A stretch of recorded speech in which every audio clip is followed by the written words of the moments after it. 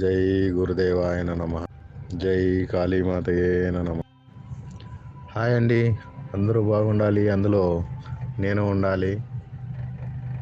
ఈ కాళీమాత తాంత్రిక నుంచి మీకు ఈరోజు తెలపబోయే విషయం ఏమనగా, మొలలు ఫైల్స్కు 8 గంటల్లో పరిపూర్ణమైన రిజల్ట్ వస్తూ, ఎలాంటి ఆపరేషను లేకుండా, ఎలాంటి వైద్యము అవసరం లేకుండా, మీరే స్వయంగా మీ అంతటా మీరే 2 వస్తువులతో పరిపూర్ణమైన ట్రీట్మెంట్ తీసుకునే విధంగా ఈరోజు ఈ కాళీమాత తాంత్రిక నుండి ప్రపంచానికి తెలపబోతున్నామండి. మరి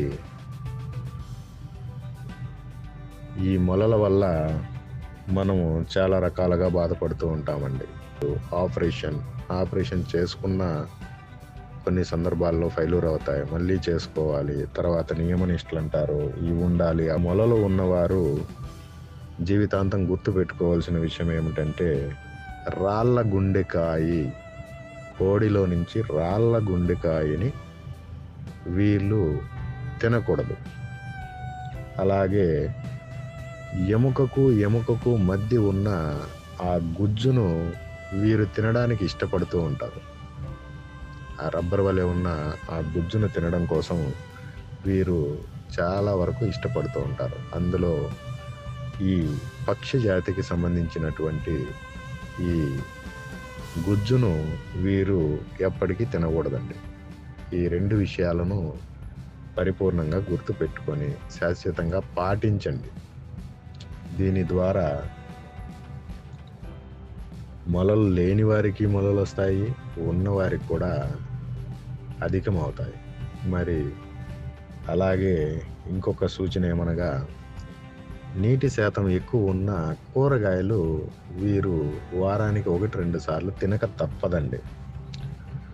ఈ మొలలు వస్తున్న వారిలో 99% మాంసాహారానికి ఇష్టపడేవారే అయి ఉంటారండి.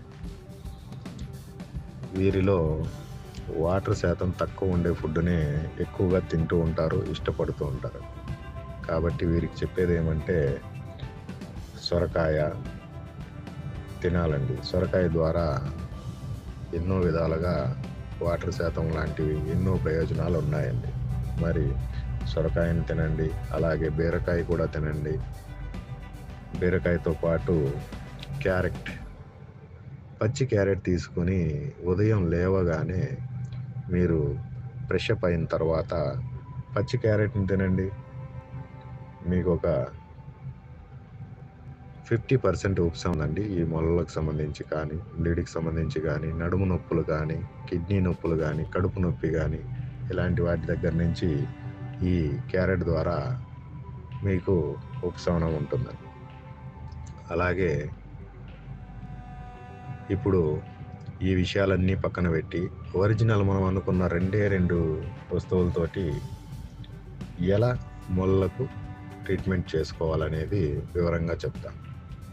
ఫస్ట్ పాయింట్, షుగర్ ఉంది, మాకు బీపీ ఉంది, మాకు హెల్త్ కండిషన్ సరిలేదు, మేము ఇది తినకూడదు, అది ముల్లంగి అండి. ముల్లంగి తీసుకుని తెల్లవారితో లేచిన తర్వాత మీరు ఫ్రెష్ అప్ అయిన తర్వాత ముల్లంగి పచ్చిది తీసుకొని రోజుకి 50 నుంచి 150 గ్రాములు డైరెక్ట్గా తీసుకోవాలండి. అందులో ఉడికించడము, ఇంకోటి కలపడం ఉండకూడదండి. అది ఒక్కటే తీసుకోవాలి, డైరెక్ట్గా తినాలి. తినడానికి ఫస్ట్లో కష్టంగానే ఉంటుంది, అయినప్పటికీ పర్లేదు.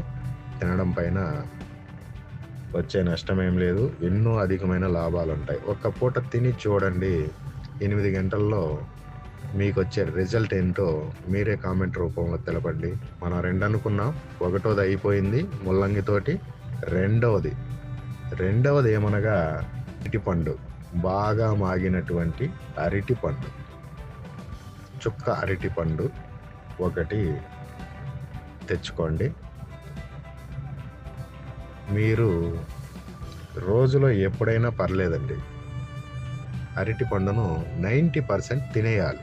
10% పండును అలాగే తొక్కలో ఉంచేయాలి, తినకూడదండి. దీన్ని రాత్రి భోజనం కన్నా ముందు తింటే ఇంకా మంచిదండి.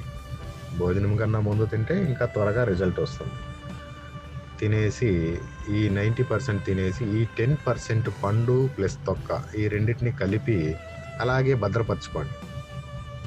ఎప్పటి వరకు భద్రపరచుకోవాలి? మార్నింగ్ మీరు నిద్ర లేచేంత వరకు భద్రపరచాలి. ఈ పండు ఏమవుతుందంటే, మీరు ఎప్పుడైతే దాని తొక్కను తీసి ఓపెన్ చేసి అలా పెట్టేటప్పటికి అది ఇంకా బాగా పండులాగా తయారవుతుంది. అంటే చెడిపోవడం రెడీ అవుతుంది.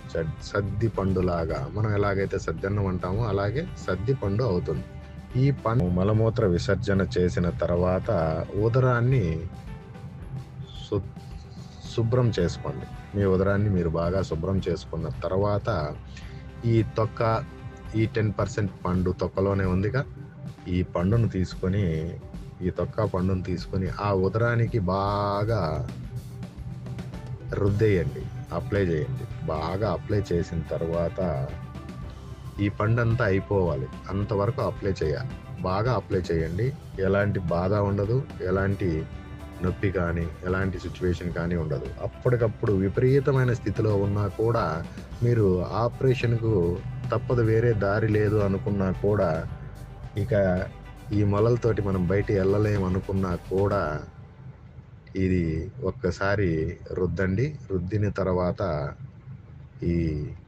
దీని ప్రభావం ఎలా ఉంటుంది, ఈ కాళీమాత తాంత్రికాలో చెప్తున్న వైద్యము, చెబుతున్న మెలకువలు, చెబుతున్న మంత్రయంత్ర తంత్రాలకు సంబంధించి వాటిని ఎలా మనం కనుగొనాలి, ఇలాంటివి ఎంత గొప్పగా ఉంటాయి అనేది ఈ పండు మీరు రుద్దుకున్న తర్వాత మీకే అర్థమవుతుంది. ఇది రుద్దుకున్న తర్వాత, అప్లై చేసుకున్న తర్వాత కడగకూడదండి.